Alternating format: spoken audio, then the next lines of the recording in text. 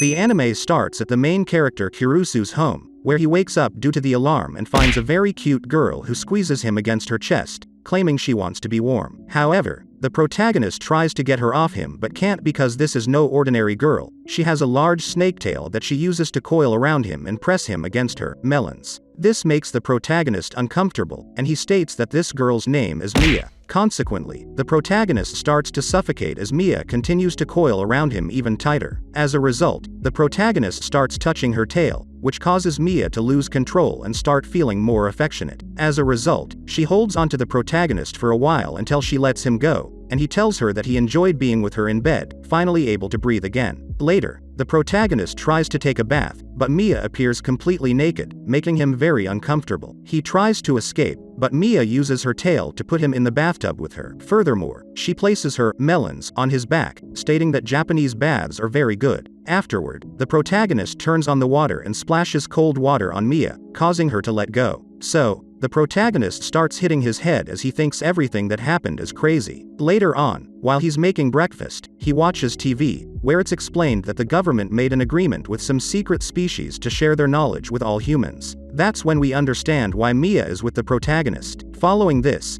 a girl appears in the protagonist's kitchen and introduces herself as Smit, the coordinator of the agreements with the species. Seeing her, the protagonist gets a little scared and asks her what she wants, to which she replies that she's just there to have breakfast. She also explains that since he's now responsible for Alamia, which is what they call Mia's species, he needs to study the law to treat Mia properly, because if he harms her or crosses the line, he could be put in jail. After this, the protagonist tells her that he would never do that. Then, Smit starts teasing him, stating that Mia has a great body and he probably can't resist temptation. Right at this moment, Mia appears and grabs the protagonist from the sky, claiming to be jealous. Therefore, Smit leaves and says goodbye to the protagonist. Taking advantage of the situation, Mia holds the protagonist with her tail and starts seducing him, stating that she doesn't want to follow the law and wants her first romantic encounter to be with him. However, the protagonist says he can't do it because she's holding him too tightly. Because of this, Smit reappears and helps the protagonist. After that, Mia and the protagonist go out to explore the city, but before that, Smit tells them they can't be separated for anything in the world. Therefore, Mia grabs the protagonist, and they go eat, play for a while, and then end up taking some photos. At the end of the day, Mia tells him that Japan has many beautiful things, but almost everything is made for humans. He explains that not many things have been created for other species. That's when they find a store for all tastes and decide to enter. But the protagonist realizes it's a women's store, so he tries to leave. However, Mia reminds him that they can't be separated, so she grabs him by the neck and puts him in the fitting room with her. After this, she asks him to help her choose a bra, which makes the protagonist extremely uncomfortable, and accidentally ends up removing her underwear. Later, while heading home, a group of people starts making fun of Mia and taking pictures of her. For this reason, the protagonist asks her to control herself since if she hurts a human, she'll also be arrested. Therefore, they decide to go to a hotel to hide. While there, the protagonist starts feeling nervous as Mia lies on the bed and takes off her clothes, mentioning that she would never hurt anyone as she's defenseless. At this moment, Smit makes a grand entrance with her FBI team, thinking that the protagonist wanted to take advantage of Mia. After this, they leave the hotel, but before they do, a couple starts making fun of Mia. In response, the protagonist hits them and throws them against the wall. In the night, Smit heals the protagonist's wounds and then leaves. After this, Mia thanks the protagonist for defending her and jumps on top of him, trying to get intimate. However, Smit comes back and tells the protagonist that she's hungry, so he cooks something for her while Mia complains. The next day, the protagonist asks Mia why she's so happy, to which she replies that she feels happy because she now sees him as a hero. So, she promises to protect him when he's in danger. Saying this, a half-bird girl appears and takes the protagonist flying while Mia watches everything happen. Later, the girl leaves the protagonist in a tree and introduces herself as Pahi, even though she doesn't really know her name. After this, she feels like eating ice cream, so she brings the protagonist down from the tree and takes him to the ice cream cart. Later, the protagonist asks Pahi about her host family, to which she says she escaped from the coordinator when she was about to be left with her family. She also tells him that if she escapes again, she'll be deported. So, the protagonist explains that he's in trouble, which causes Pahi to drop her ice cream on the ground. Therefore, the protagonist offers his ice cream to her, and she starts enjoying it. However, the situation becomes so awkward that the protagonist takes the ice cream out of her mouth and tells her to clean up.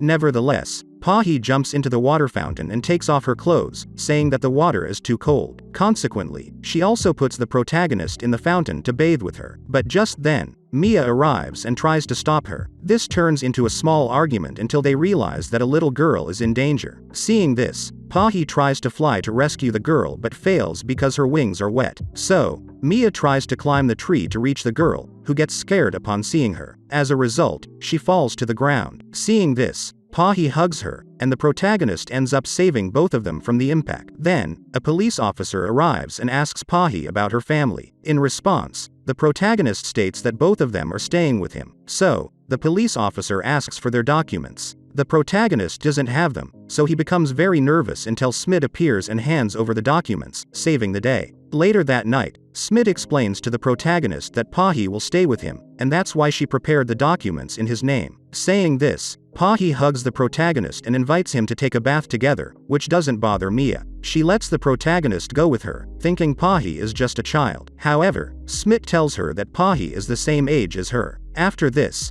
Mia enters the bathroom angrily and takes care of bathing Pahi herself, warning her not to mess with the protagonist. Later, the protagonist wakes up to eat something but realizes the fridge is empty. So, the next day, he wakes up early and goes to the supermarket. On the way back, a girl hits him and introduces herself as Centaurea, who belongs to the centaur species. Therefore, the protagonist calls Smit and asks her about this girl. She replies that centaurs are allowed to be on their own until they choose a family. Saying this, while Centaurea asks the protagonist to become her family, a man steals a girl's wallet and speeds away on his motorcycle. So, the protagonist tries to get on Centaurea to stop him, but she tells him he can't do that. Instead, he hugs her, and they set off to chase the man. After this, the man accelerates to leave them behind. However, Centaurea starts running faster while her melons drive the protagonist crazy. At one point, the man crashes into water jugs, which Centaurea cuts into pieces, causing the water to soak her clothes and reveal more of her melons. Then, she jumps from one road to another to catch the man. The protagonist tries to hold onto her melons to avoid falling, but accidentally ends up removing her clothes. Seeing this, the man crashes into a truck, and Centaurea also loses control, ending up on the ground with the protagonist. At this point, the man grabs her sword and tries to hurt her. However, the protagonist stands in the way and takes the blow for her. Later, thanks to Smit, he realizes that the sword was fake, which is why he didn't get seriously hurt. Then, Centaurea appears, and the protagonist apologizes for everything that happened. She responds that from now on, she wants him to be her family since he showed bravery like one of her favorite heroes.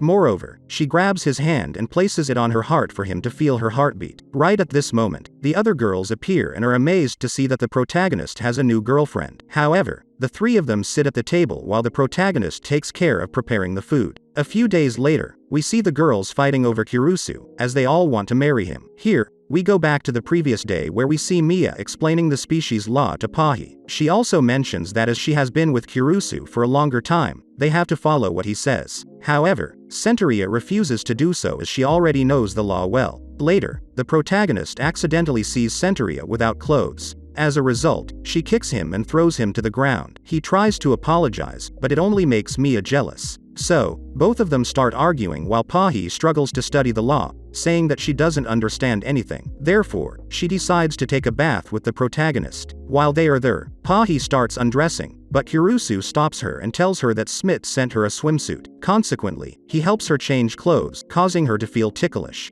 After this, the protagonist accidentally touches her melons, making Pahi's heart race. Then, she jumps on him and says she wants to have an older brother like him. In response, the protagonist says he thinks it's a good idea. So, she grabs his hand and places it on one of her melons, stating that she wants her heart to race because of him. However, when Kurusu tries to decline, Pahi loses control and tries to force him, but Centaurea arrives and stops her. She also puts the protagonist on her back and starts running despite Mia's objections. Next, they arrive at a park where Centaurea asks Kurusu to stop touching her melons. She tells him that her entire family has always acted like gentlemen, and that's why she does too. However, the protagonist responds that now that he's in Japan, he could do what he wants. After this, Centaurea says she wants to hold his hand. So, he gives her his hand, causing her to blush. Right at this moment, Mia appears and complains to Pahi for throwing her from the sky. Then, all three of them start fighting because they all want to be with Kurusu. At this moment, Smid appears in her car and tries to calm the girls down, who have lost control and are trying to fight. So, she takes out her weapon and shoots tranquilizer darts at them. But since Kurusu stands in the way, he ends up receiving all three darts. When he wakes up, Smid apologizes to him and asks him not to tell anyone. Later, the girls appear and ask the protagonist for forgiveness. Moreover, they promise not to bother him again. However, he responds that they shouldn't hold back since they're a family, and making mistakes is normal. Saying this, Smith states that a new law has been created where humans are allowed to marry other species. So, she tells the protagonist that he has to choose one of the girls to marry. This is when we find out that the whole marriage topic is because of Smith. At night, the protagonist tries to sleep, but because he's thinking about what Smith said, he can't. Later, Mia enters his room and slowly gets on top of him, saying that snakes can be intimate all night long. Suddenly, she starts licking Kurusu, but it doesn't last long as Pahi enters through the window and faints her. Moreover, she starts seducing Kurusu until Centuria suddenly arrives and faints her. After this, Centuria tells the protagonist that due to the full moon, species instincts are stronger. This is true since she herself places his hands on her melons. But before things go further, Mia and Pahi wake up and join the fight for Kurusu. Therefore, he escapes from them as he recognizes they can't control their strength. Next, he calls Smith, who is in a bubble bath. She mentions that to calm the girls down, he has to tell them what he truly wants. Consequently, the protagonist approaches the fridge, but the girls appear and push him to the ground. The next day, Kurusu wakes up the girls, who are now calmer, and they are surprised to see his wounds. He tries to explain how he feels but ends up fainting due to the injuries. The next day, we see Centuria sharpening her sword, mentioning that she must protect the protagonist, while Pahi invites her to play. However, when Centuria declines, Pahi invites Kurusu instead, who suggests they have dinner first. After this, Mia exclaims that it smells delicious and lifts the lid of the pot, only to be hit by a giant onion-like creature that falls on her head. Then, Centuria explains to the protagonist that the creature is actually a slime. Afterward, the slime appears again and tries to get close to Kurusu. Centuria attempts to stop it but realizes it's not that easy. So, the protagonist helps her, and together they end up dealing with the slime, which leaves them very sticky. Therefore, the protagonist decides to take a bath, but Centuria also decides to join him. While they are in the bath, she asks for his help to clean her back since she can't reach it. Consequently, he agrees and starts cleaning, but accidentally touches her buttocks and melons, prompting him to stop. Later, Centuria explains that the slime is made of water. This makes him nervous since they are in the bath. Looking up, they realize that the slime is with them. Centuria tries to grab her sword, but she grabs the protagonist's sword instead, and as a result, she slips due to embarrassment. Next, the slime holds the protagonist and takes on the form of a girl with large melons. She uses them to entertain the protagonist and proceeds to clean him, imitating what the girls usually do. He realizes she's just mimicking what she's seen as she can't communicate. However, she accidentally starts choking him with her melons. Kurusu then jumps into the bathtub with her to break free. He asks her to stay there while he tells the girls what happened. Upon hearing the story, the girls feel somewhat jealous, and when they see her, they are surprised by her melons. The next day, both girls complain that the slime is so sticky that everything it touches becomes slimy. However, the protagonist asks them and Pahi to be patient. Pahi mentions that she has named the slime Sue as it's a good name for a slime. Next, Mia and Centuria talk to the protagonist and suggest that it's best to take Sue to Smith since she might be illegal. However, Pahi flies away with Sue, so Kurusu chases after them. Upon reaching a river, Sue starts to feel scared and falls, ending up on top of Kurusu. He asks Pahi why she's trying to escape, to which she responds that she wants to protect Sue. Just then, some children approach and ask Pahi if she wants to play with them. She agrees, admitting that she always escapes from the protagonist's house to play. Seeing this, Kurusu realizes that the children just want to touch Pahi's melons, which is why they invite her to play. He also notices that Pahi enjoys protecting others. Later, Sue approaches the river and absorbs some water, causing her melons to increase in size. She starts hugging the children, who enjoy the moment, until she starts splashing them with water. Other girls, including Pahi, join in, causing the children to run away. After this, they see a runaway truck approaching one of the girls. But before it can hit her, Sue protects her with her body, ending up stuck to the wall. The wall then breaks, and both fall into the river. Pahi holds Sue's hand, but since she can't grip properly, Sue thanks her and falls. This saddens Pahi greatly, and she starts crying. However, she realizes that the protagonist used the truck to save Sue. So, she goes to where Pahi is and hugs her, leaving Kurusu feeling down as he thought the hug was for him. After all of this, Kurusu calls Mia and Centuria and explains that Sue will stay with them as if she were their daughter. They accept the idea. Later, when they arrive home, they find Smit, who is surprised to see Sue. However, she proves to be kind and advises them to find a special room for her. The next day, the government squad enters the protagonist's house to build the room, although it seems they're more like destroying it. On the other hand, the girls take Sue for a walk but realize that guards are following them, so they hide in some bushes. Then, Sue gets thirsty, so she kisses Pahi to absorb water from her body. Furthermore, she becomes very affectionate with Pahi and manages to get her to release all the water from her body, which makes Pahi uncomfortable. Meanwhile, Kurusu searches for the girls.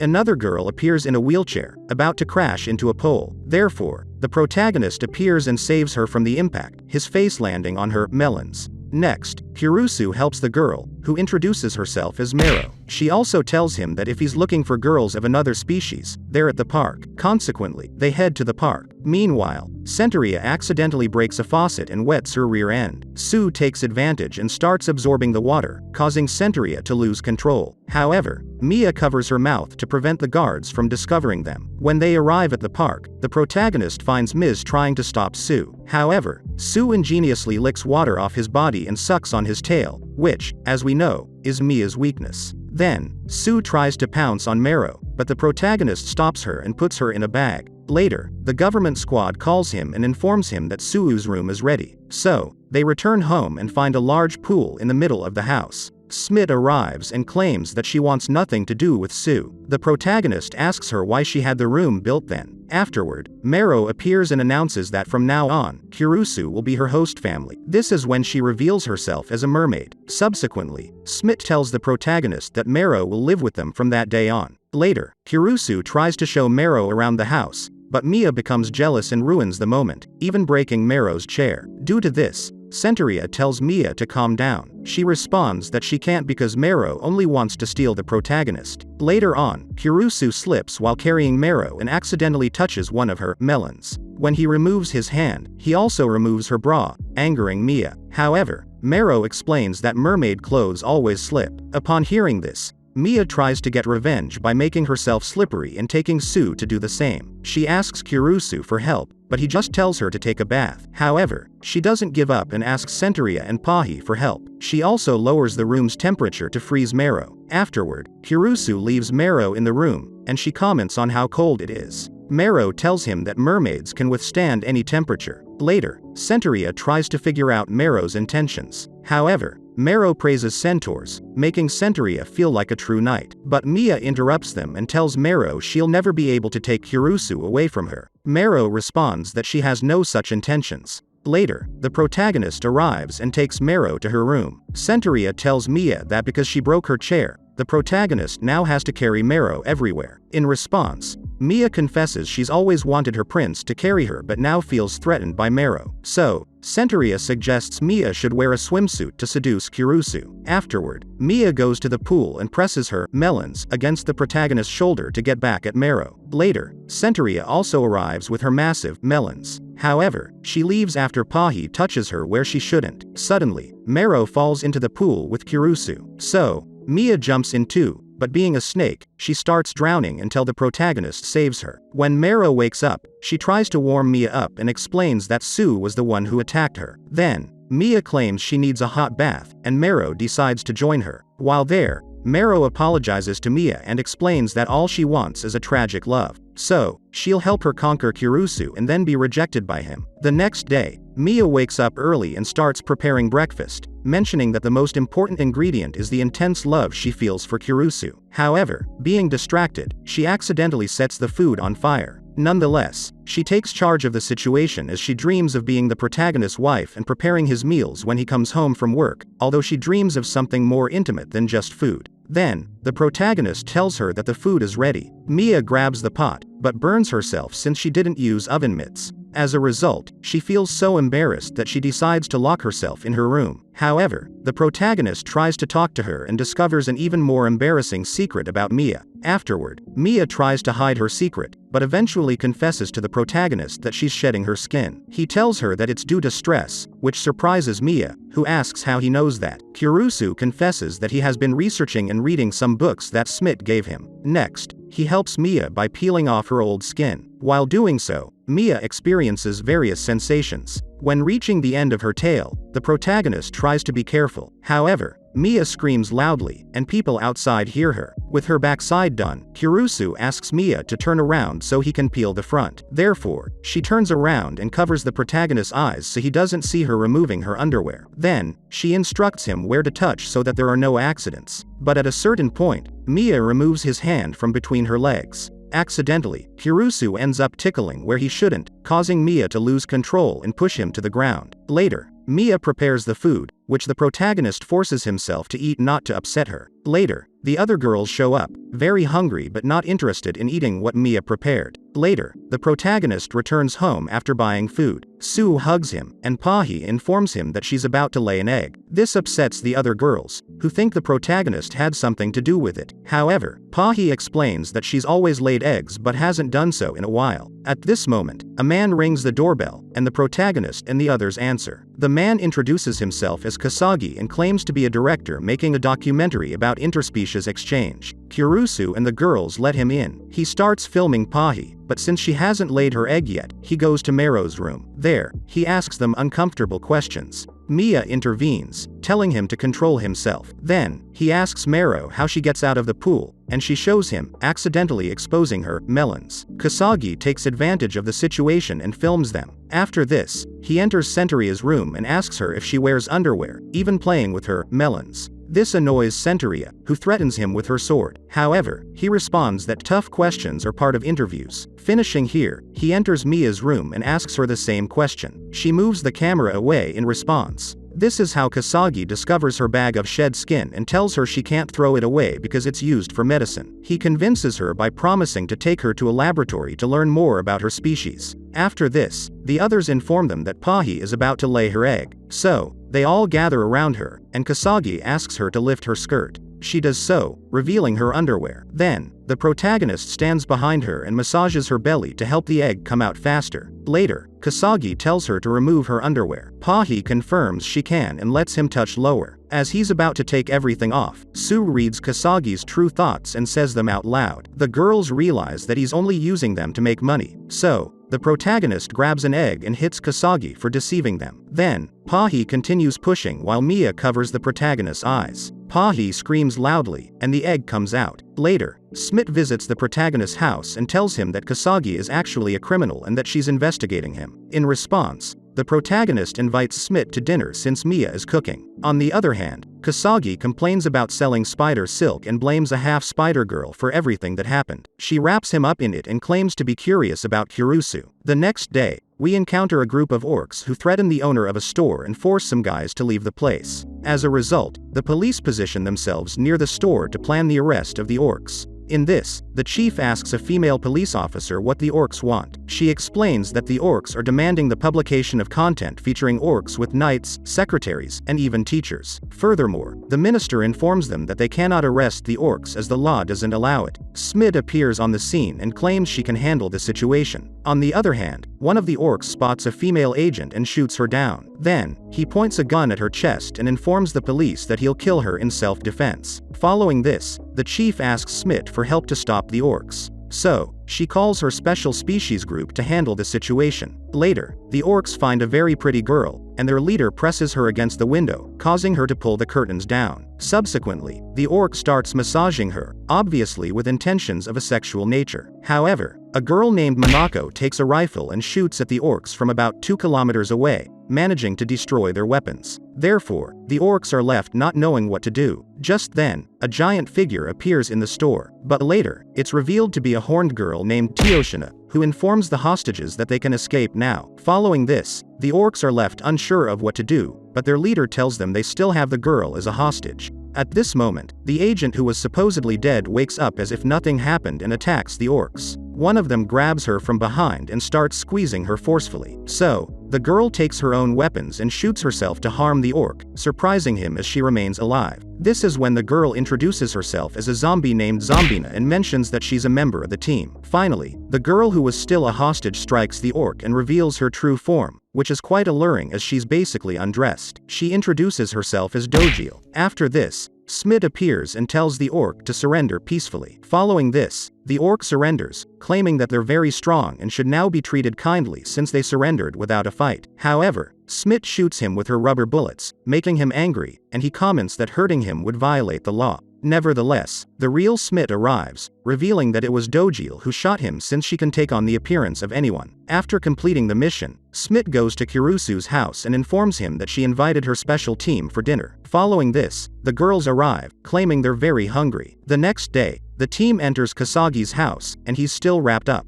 Upon entering, Tohoshina trips on one of the cobwebs, and the spider girl escapes through the roof. Seeing her, Monako tries to shoot her, but she dodges the bullet and escapes. Later, Smit tells the protagonist girls that it seems Kasagi managed to keep this spider girl through something illegal. Then, they realize that Kurusu has been kidnapped as they find the purchases he had made outside the house. On the other hand, the spider girl, who introduces herself as Reichina, ties Kurusu's feet, but she lets him go when he wakes up. He tries to escape, but Reichina catches him again and lifts him to the roof. At this point, a guard enters, claiming he heard something strange. Meanwhile, Reichina tells Kurusu not to make any noise while pressing his face against her melons. Here, she realizes that the protagonist is aroused, blushing slightly, so she decides to tease him a bit. When the guard leaves scared, Reichina suspends the protagonist with 2 threads and starts massaging him with her melons. After this, Kurusu loses control and cuts the threads with his teeth. He falls to the ground, but Reichina catches him before he hits the ground. Later, she explains that her host family never liked her due to her appearance, so they handed her over to Kasagi. Hearing this, the protagonist tells her that he likes her spider legs, which makes her laugh and call him a pervert. Suddenly, the police arrive at the scene with Smit to arrest Reichina. After this,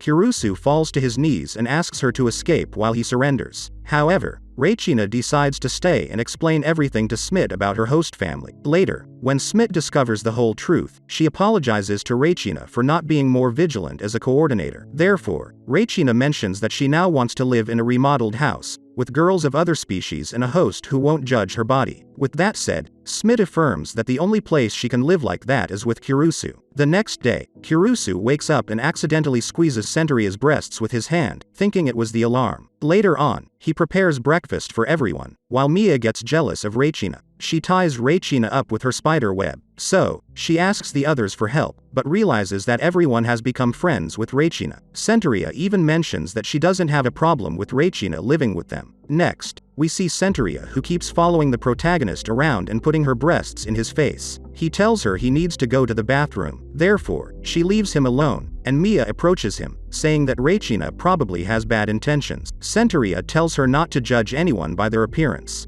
At this moment, Kurusu starts screaming, so the girls enter the bathroom and find Reichina on top of him. This angers Mia, but Centuria calms her down and tells Reichina to close the door when using the bathroom. Later at night, when the protagonist tries to sleep, Reichina lifts him up with her spider web to engage in activities. She starts taking off her clothes. After this, Centuria arrives and carries the protagonist on her back. In this way, they continue running through the city while people look at them. When they arrive at a certain place, Centuria stops and confesses to Kurusu that she feels bad for judging Reichina by her appearance, as a knight like her shouldn't act that way. Suddenly, a group of people appears and starts making fun of Centuria. Kurusu tries to defend her, but a guy grabs him from behind, while others approach Centuria to play with her breasts. However, Reichina appears and wraps them all in her spider webs, scaring them so much that they faint. Then, she tries to take the protagonist away, but Centuria hits her on the head and admits that Kurusu belongs to her and she wants to be with him. Therefore, Reichina mentions that she's glad to see Centuria being honest finally. Finally, they both return home. Upon arrival, Centuria lets Reichina tie her up with her spider web as a gesture of gratitude for saving her. Later, Kurusu falls ill due to a cold, so the girls try to take care of him. However, Smit arrives with a cleaning squad, claiming that they should stay away from Kurusu as they might get infected. The girls leave the room, but since they see that Smit is only sleeping, they decide to help the protagonist. They train Sue, who is immune to the cold, to take care of him. Sue approaches the protagonist and places her head against his, just as Centuria did to measure his temperature. She tells him he needs to take a week-long bath as Mero taught her. Then, she mentions what Mia told her. Here, we see Mia claiming that her white soup will heal Kurusu. Mero asks if she can taste it. Mia lets her try it. After tasting it, Mero loses her appetite, even imagining that she might have legs instead of fins.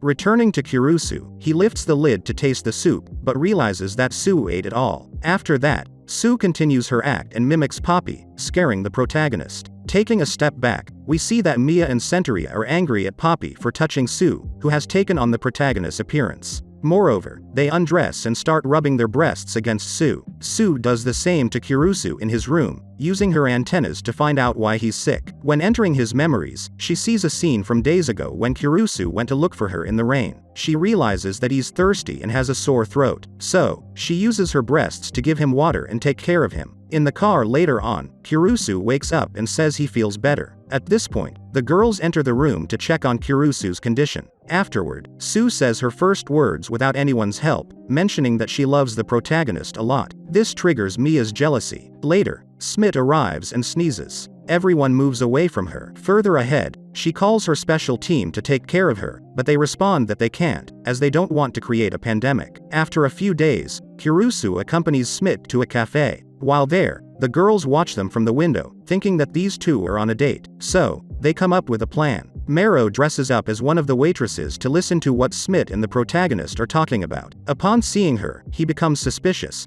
but Smit explains that it's impossible for Mero to be the waitress since she can't walk. However, Mia claims that they had to let Mero in because she was the only one who could disguise herself. Later, Mero starts slipping because of her fin and accidentally hits a man, who apologizes by looking at her breasts. After that, Mero hides behind a table and overhears Smit's intention to take the protagonist somewhere less crowded. In this situation, Mero starts sweating, causing her body to lose control. Nevertheless, she decides to remain silent until Smit and Kurusu leave. After leaving the cafe, the protagonist comes across a video game event. Smit enters the room, while Kurusu looks at a girl similar to Poppy, but unlike her, this girl has hands. Inside the gaming room, Poppy tries to call Centuria, but accidentally drops her phone inside Sue's body. As a result, Poppy tries to retrieve it by massaging her breasts. This catches the attention of the guys in the room. Then, Poppy's phone ends up inside her underwear. Sue uses her hands to search for it, causing her to lose control. Furthermore, Centuria calls her, causing Poppy's phone to vibrate. This attracts more guys, making Poppy the center of attention. Later, Kurusu and Smit go to an ice cream stand. The protagonist decides to buy 2 ice creams. While doing so, he encounters Mia and Centuria, but they're in disguise, so he doesn't recognize them. However, a guy who wants to buy ice cream sees them and calls his friends.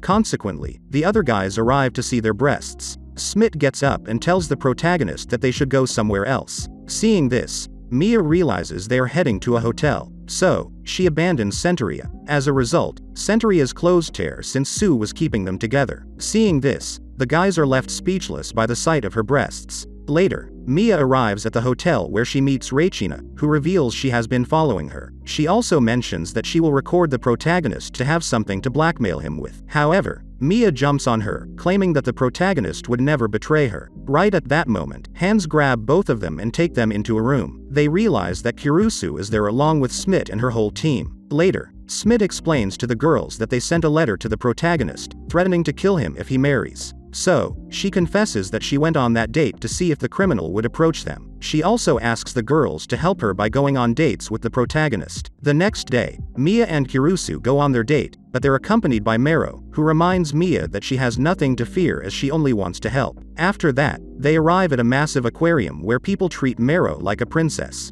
Upon entering, Mero gives them both a pass to enter anywhere for free. Therefore, Kurusu and Mia go to the aquarium and have a lot of fun until they see a pair of fish kissing. Both are captivated by the scene and slowly move closer to each other to replicate what the fish are doing. However, Mero arrives and ruins the moment completely, revealing that the 2 fish are actually male and fighting. Later, Mero puts on a dolphin show that amazes the protagonist. Seeing this, Mia leaves disappointed but runs into a half-lizard guy who invites her to the park. So, she accepts and goes with him. At the park, they get on a canoe and start talking. Then, the guy gets angry hearing about Kurusu so much that he stands up and reveals he's a dragon. Moreover, he starts undressing Mia to be with her. However, Kurusu arrives on a swan boat and crashes into him, causing a big impact. Then, he takes Mia to the shore and lends her his shirt so she doesn't catch a cold. The guy approaches them, claiming he wants Mia as his girlfriend. She throws a soda can at his head. Later, the protagonist tries to help him, accidentally realizing that the guy is actually a girl. Finally, Kurusu gives Mia a necklace, and she hugs him tightly. Further ahead, Smith stops the girl for being on the street without her host family. The next day, the protagonist has his date with Poppy in the forest. He starts preparing the food until Zombina begins eating instead of keeping watch. Just then, a giant monster appears and attacks them. Kurusu runs with the girls. Subsequently, the giant monster, which turns out to be a tree, manages to kidnap Poppy, as it seems to know her. It grabs the protagonist, who yells at Sue to flee and tells Smith what happened. Therefore, Sue leaves, but she stumbles and ends up submerged in a toxic waste container. On the other hand, the tree splits in half, revealing that it's actually a girl, who introduces herself as a species.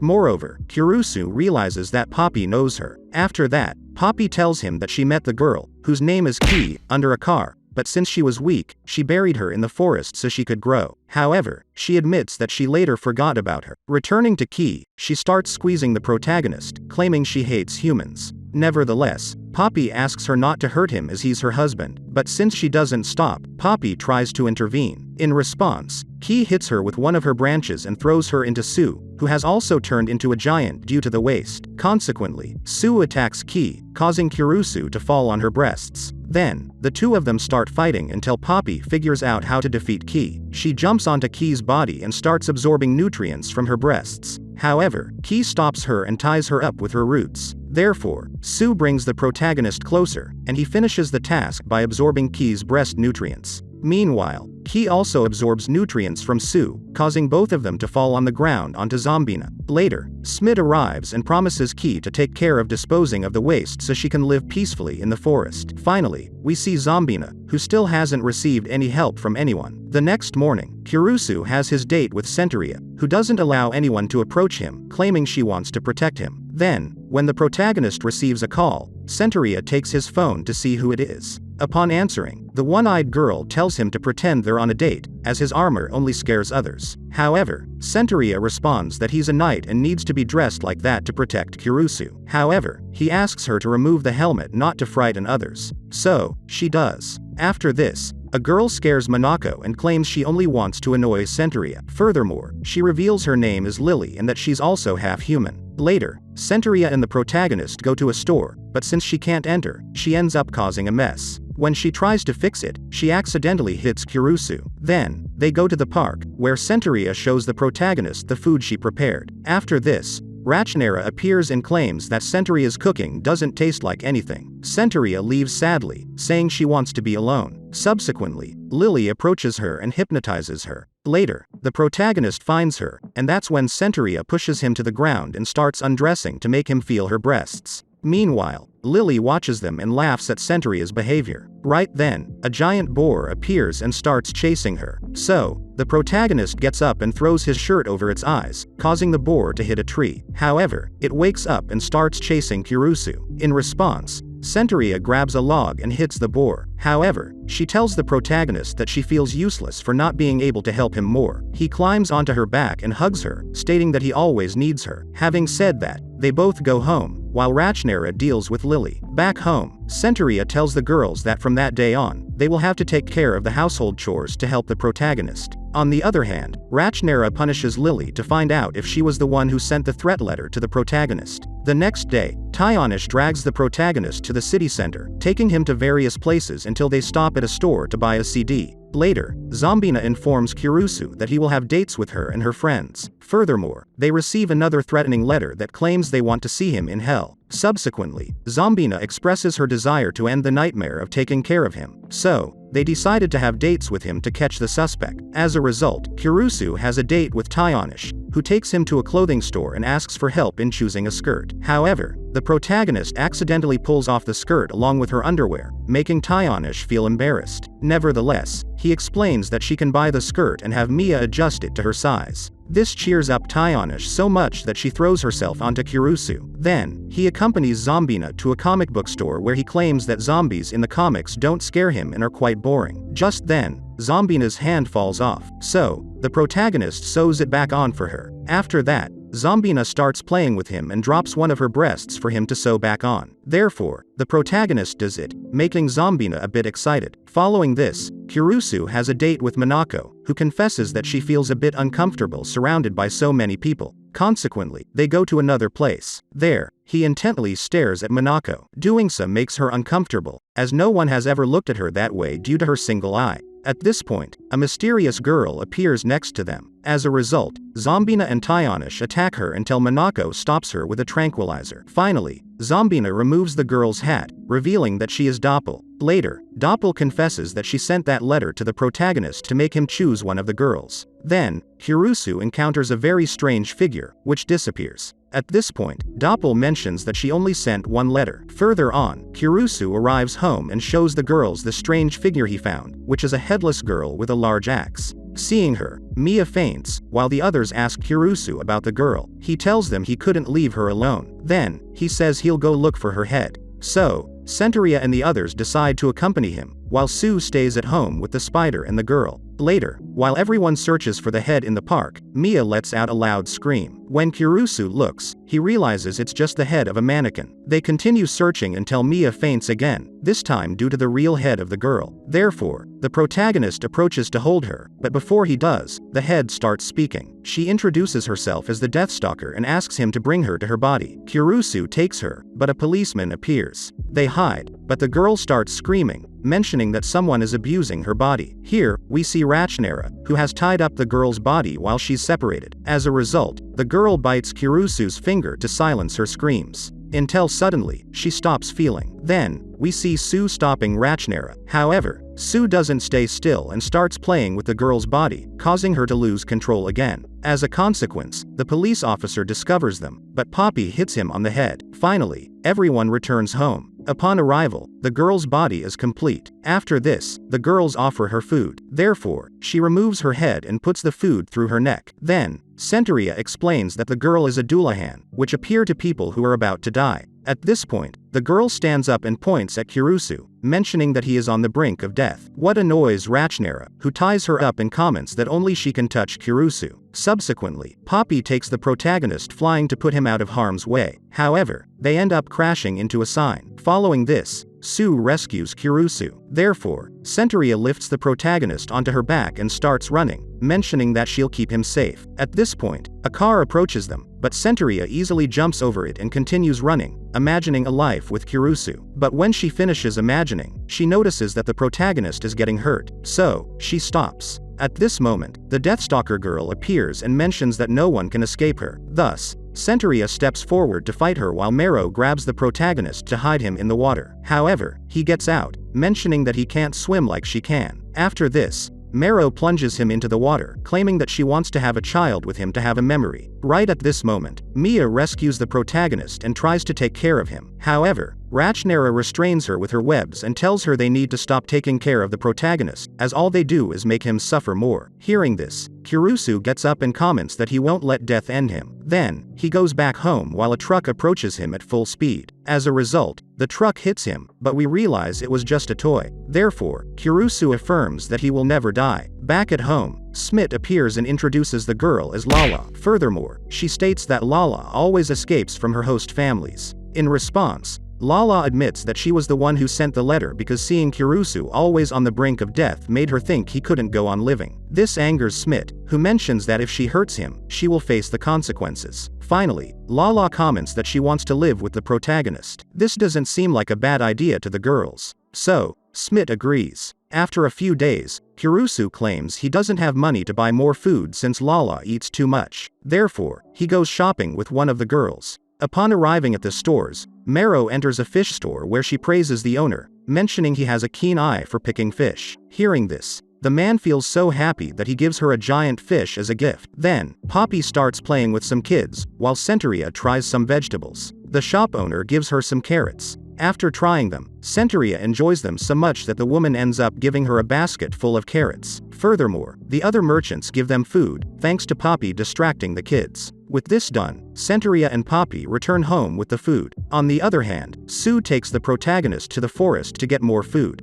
Upon arrival, they meet Key, who refuses to help them. Therefore, Sue starts biting her breasts to persuade her. As a result, she shows them some edible plants but mentions she doesn't know which ones are poisonous. Then, Sue starts trying them all until she figures out which ones can be eaten. Later in the evening, Kurusu thanks Key and goes back home with Sue. On the way, he encounters the dragon girl who attacks him. However, Sue throws the poison she had consumed at her and leaves her lying on the ground. Later on, Kurusu prepares food for the girls, who get emotional at the quantity. After this, Kurusu thanks Sue for helping him. Then, Smit and her team appear, mentioning they want dinner. Therefore, the protagonist loses control and prepares all the acquired food. In the end, Sue tells Smit that Kurusu is worried because he doesn't have money to buy more food, to which Smit tells her that those expenses are covered by the government. This drives him crazy, as he realizes he could have saved his money all that time. And that's how the first season of this anime ends. If you've reached this part of the video, let me tell you that you've been one of the few people to make it this far. So comment the word harem in the comments. Remember to subscribe to not miss any videos. With that said, see you in the next video.